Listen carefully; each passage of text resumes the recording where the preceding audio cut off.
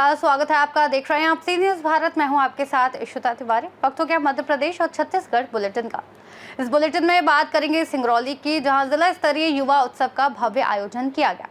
साथ ही बात होगी दंतेवाड़ा की, जहां अवैध अतिक्रमण पर खबर लिखना एक पत्रकार को भारी पड़ गया। ऐसी तमाम खबरों पर विस्तार से करेंगे चर्चा। सिंगरौली जिले के बैड़न में खेल एवं युवा कल्याण विभाग सिंगरौली द्वारा राष्ट्रीय युवा महोत्सव 2025 के अंतर्गत जिला स्तरीय युवा उत्सव का आयोजन प्रधानमंत्री कॉलेज ऑफ एक्सीलेंस के ऑडिटोरियम में किया गया। इस अवसर पर विभिन्न विधाओं में प्रतियोगिता का आयोजन किया गया, जिनमें विज्ञान मेला, समूह लोक नृत्य, समूह लोक गायन और कहानी लेखन शामिल रहे। कार्यक्रम के मुख्य रूप से भारतीय जनता पार्टी के जिला अध्यक्ष सुंदरलाल शाह उपस्थित रहे। साथ ही MU सिद्दीकी, सूबेदार आशीष तिवारी, उप निरीक्षक प्रीति, ब्लॉक कोऑर्डिनेटर राकेश मिश्रा, अखिल भारतीय विद्या परिषद से निखिल एवं अन्य गणमान्य अधिकारी और पदाधिकारी उपस्थित रहे। प्रतियोगिताओं में प्रथम, द्वितीय और तृतीय स्थान प्राप्त करने वाले प्रतिभागियों को मेडल और प्रशस्ति पत्र प्रदान किया गया।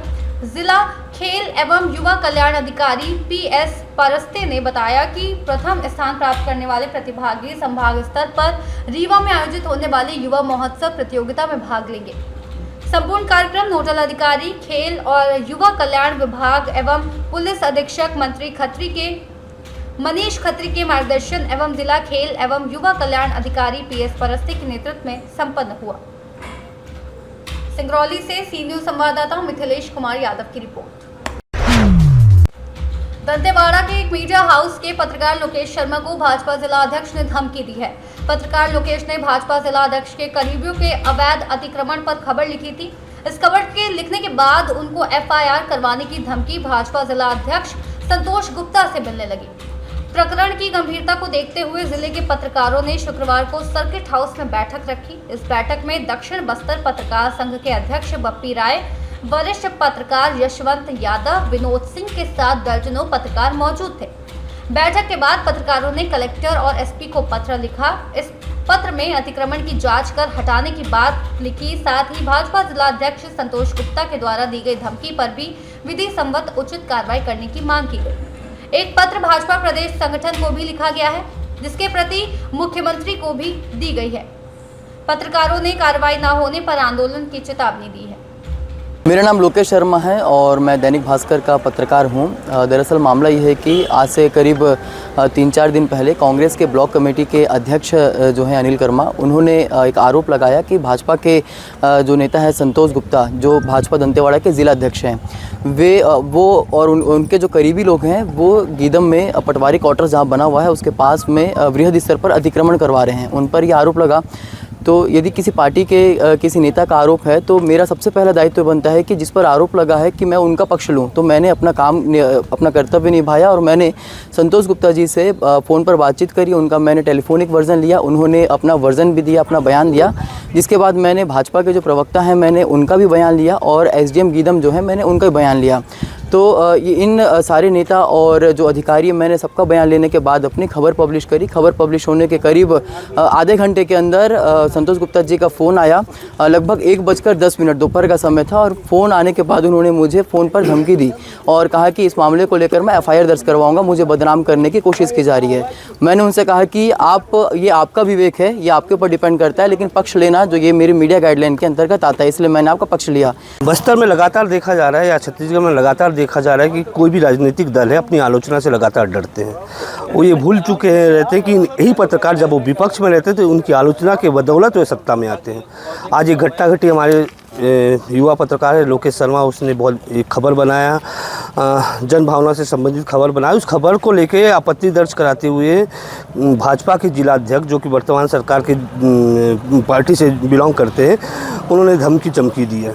हमने कई हत्याएं देखी है, हमने अपने कई साथियों को खोया है, चाहे नक्सली मारे, चाहे ठेकेदार मारे, या कई ऐसे प्रकरण हैं जिसमें हम पत्रकार प्रताड़ित हुए, लेकिन हम लगातार संघर्षरत थे और संघर्षरत रहेंगे। लोकेश के साथ हम हरदम हर पल खड़े हुए हैं और आपकी इस प्रकार के धमकी चमकी के बीच में हम डरने वाले नहीं। आप स्पष्ट मान लीजिए, आप जितना ज़्यादा धमकी देंगे हम उतना ज़्यादा आक्रामक होंगे और उतनी प्रमुखता से अपनी खबरों को प्रकाशित करेंगे। दक्षिण बस्तर पत्रकार संघ इस पूरे मामले को लेकर निंदा करता है। इस मामले में हमने ज्ञापन भी सौंपा है और साथ ही ही साथ संगठन को इस विषय में जानकारी भी हम देंगे कि इस प्रकार पत्रकारों के साथ अगर अत्याचार है, इस प्रकार की धमकी अगर किया जाए तो इसको किस ढंग से वो उचित समझते हैं या फिर इसके खिलाफ वो कार्रवाई करे। नहीं तो हम दक्षिण बस्तर पत्रकार संघ संभाग स्तर से लेकर प्रदेश स्तर में आंदोलन करने पर मजबूर हो जाएंगे। मामला केवल एक लोकेश शर्मा का नहीं है। आप इस प्रकार के पत्रकारों को धमका कैसे सकते हैं? एक जेन्युइन पत्रकार एक खबर बना रहा है, उस खबर को लेकर आप उसको धमकी दे रहे हैं। अधिकारियों के पास आप प्रेशर बना रहे हैं कि उसको व्यक्तिगत क्षति कीजिए, व्यक्तिगत उसको टॉर्चर कीजिए। ये बर्दाश्त होने वाला नहीं है। आज पूरे दक्षिण बस्तर के पत्रकार संघ एक है और इस मामले में जल्दी अगर भाजपा संगठन कोई निर्णय नहीं लिया तो ये प्रदेश स्तरीय और संभाग स्तरीय आंदोलन हम। दंतेवाड़ा से सी न्यूज संवाददाता AR कर्मा की रिपोर्ट। राष्ट्रगीत वंदे मातरम के 150 वर्ष पूर्ण होने के अवसर पर आज पूरे दुर्ग जिले में सामूहिक राष्ट्रगीत गायन कार्यक्रम का आयोजन किया गया। जिला स्तरीय कार्यक्रम जिला पंचायत सभाकक्ष में हुआ, जिसमें बड़ी संख्या में जनप्रतिनिधि और अधिकारी शामिल हुए। इस अवसर पर अनुसूचित जाति विकास प्राधिकरण के उपाध्यक्ष एवं अहिवारा विधायक जोमन लाल कोसेवाड़ा, जिला पंचायत अध्यक्ष सरस्वती बंजारे, सदस्य प्रिया साहू, कलेक्टर अभिजीत सिंह सहित कई अधिकारी मौजूद रहे। सभी ने सामूहिक रूप से वंदे मातरम गाकर देशभक्ति का संदेश दिया। कार्यक्रम की शुरुआत दिल्ली से प्रधानमंत्री नरेंद्र मोदी द्वारा की गई, जिन्होंने वंदे मातरम की 150 वर्ष पूर्ण होने पर राष्ट्र को संबोधित किया और इस अवसर पर 150 रुपए का स्मारक सिक्का एवं डाक टिकट जारी किया।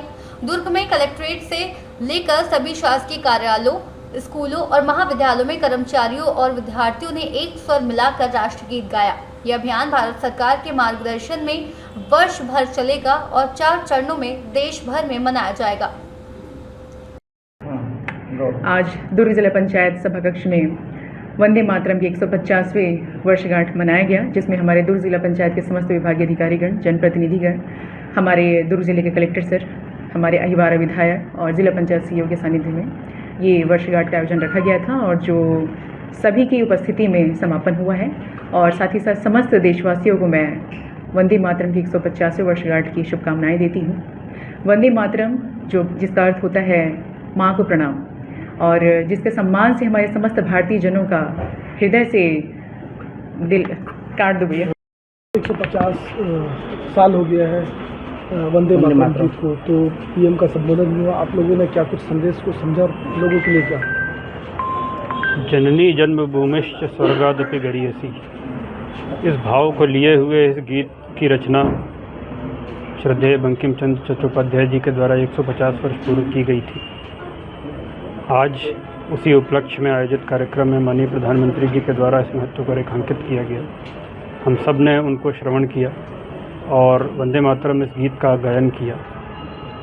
इससे हमें यह संदेश मिलता है कि हमें सदैव अपनी मातृभूमि को सर्वोपरि रखते हुए उसके विकास, उसकी प्रगति के लिए प्रयत्नशील रहना चाहिए और अपना बेहतर से बेहतर योगदान उसमें देना चाहिए। आज हम सभी ने यह संकल्प किया कि हम अपने देश की प्रगति में जो भी बन पड़ेगा, जो भी हमसे हो सकेगा, अपनी सर्वोत्तम उसको न्यौछावर करेंगे और अपने देश के विकास की गाथा में अपना योगदान देंगे। 150 वर्ष पूर्ण हो गया है, उस पर पीएम का भी संबोधन है, आप लोगों ने भी सुना, क्या कुछ कहना चाहेंगे? हमारे देश का यशस्वी प्रधानमंत्री ने हमारे देश के प्रति जो वंदे मातरम जो गीत लिखा गया, जिसको राष्ट्रीय गीत के रूप में उपाधि मिली है, और ये पूरे देश के लिए उस समय जो संघर्ष हो रहा था, हमारा देश विभाजित हुआ था और साथ साथ अंग्रेज़ों का ये बोलबाला था, लूटपाट था, ऐसे अवसर पर हमारे बंकिम चंद्र चटर्जी जी ने ये गीत को लिखकर देशवासियों का आगाह किया कि भारत हम एक हैं। इसके लिए मैं बहुत बहुत धन्यवाद देता। दुर्ग से सी न्यूज संवाददाता धर्मेंद्र गुप्ता की रिपोर्ट। दुर्ग के पुराने बस स्टैंड में वंदे मातरम के 150 वर्ष पूरे होने पर भव्य सामूहिक वाचन कार्यक्रम आयोजित किया गया, जहां हजारों लोगों ने एक साथ वंदे मातरम गाकर देशभक्ति की अद्भुत मिसाल पेश की। कार्यक्रम के मुख्य अतिथि कृषि मंत्री रामविचार नेताम ने कहा कि वंदे मातरम केवल गीत नहीं, ये भारत की आत्मा और आज़ादी की प्रेरणा है। विशेष अतिथि रंजना साहू ने कहा कि 1875 में बंकिम चंद्र चट्टोपाध्याय द्वारा रचित और 1896 में रविंद्रनाथ टैगोर द्वारा गाया गया यह गीत राष्ट्र की अस्मिता का प्रतीक बना। कार्यक्रम में विजय बघेल सांसद, गजेंद्र यादव कैबिनेट मंत्री, डोमन लाल गोलसेवाड़ा विधायक सहित अनेक जनप्रतिनिधि और कार्यकर्ता उपस्थित रहे।